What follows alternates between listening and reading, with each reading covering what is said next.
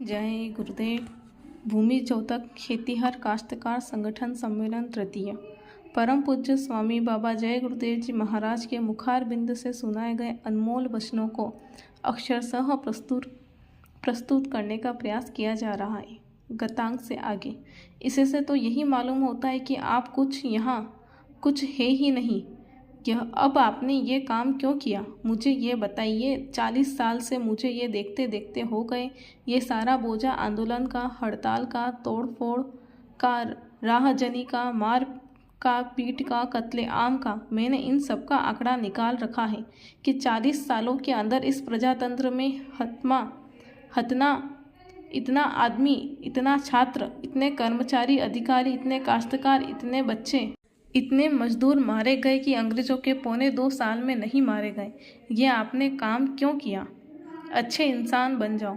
अब देश आपका हो गया, फौज आपकी हो गई, खजाना आपका हो गया, कारखाने आपके हो गए, खेती आपकी हो गई, ये सब चीज़ें आपकी, बच्चे आपके हो गए, स्कूल आपके हो गए। आप ये काम क्यों कराते हो?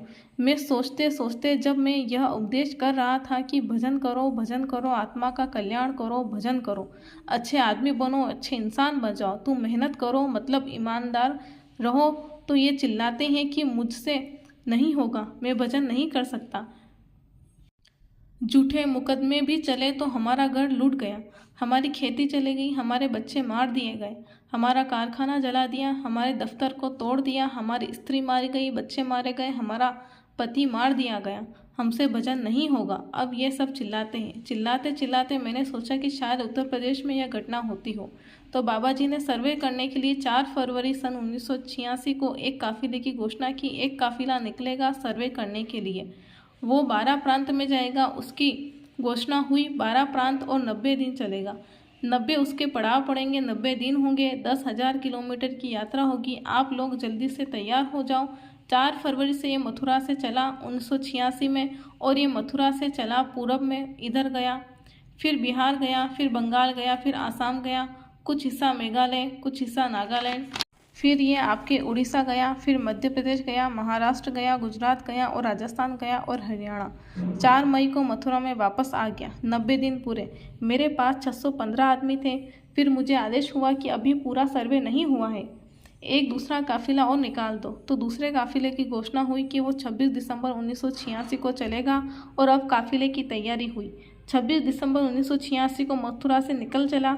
उसका पड़ाव 27 से 28 दिसंबर को अयोध्या में सरयू जी के किनारे। इतना आदमी इकट्ठा हुआ सरयू जी के किनारे अयोध्या में कि दोनों मेले पीछे हो गए। इतना दोनों मेलों में इकट्ठा नहीं होता जितना 27 और 28 दिसंबर 1986 को आदमी इकट्ठा हुआ।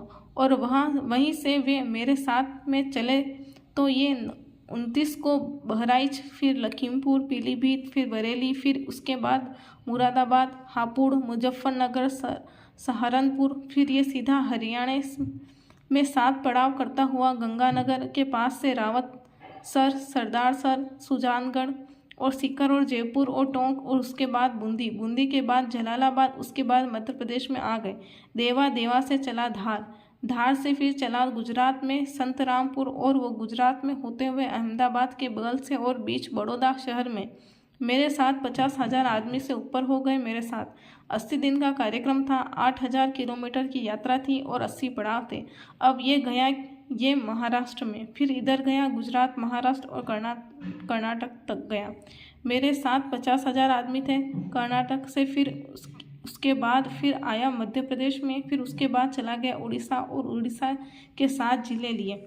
उड़ीसा से बंगाल से बिहार, और 15 मार्च को सन 1987 में त्रिवेणी संगम इलाहाबाद प्रयागराज में इसका समापन निर्विघ्न। कोई रास्ते में विघ्न नहीं, किसी प्रांत में विघ्न नहीं, और सड़कों पर मैं लाखों आदमी ले करके चल सकता था। लेकिन मैंने ये सोचा कि व्यवस्था में बाधा बन जाएगी। हमारे कर्मचारी, चलने वाले, यातायात के हमारे काश्तकार और जितने भी और लोग हैं वो व्यवस्थित ढंग से नहीं रह सकेंगे। अव्यवस्था हो जाएगी तो इतना ही। किसी काश्तकार ने, किसी सेठ, साहूकार, कर्मचारी, अधिकारी, किसी को भी 14 प्रांत में कोई किसी तरह बाधा नहीं। मैं ये दिखाना चाहता था कि अनुशासन नाम ये था, और ये 14 प्रांत में घूम करके ये सीधा उस विशालता के साथ संपन्न हुआ कि कुंभ में इतना आदमी नहीं आएगा।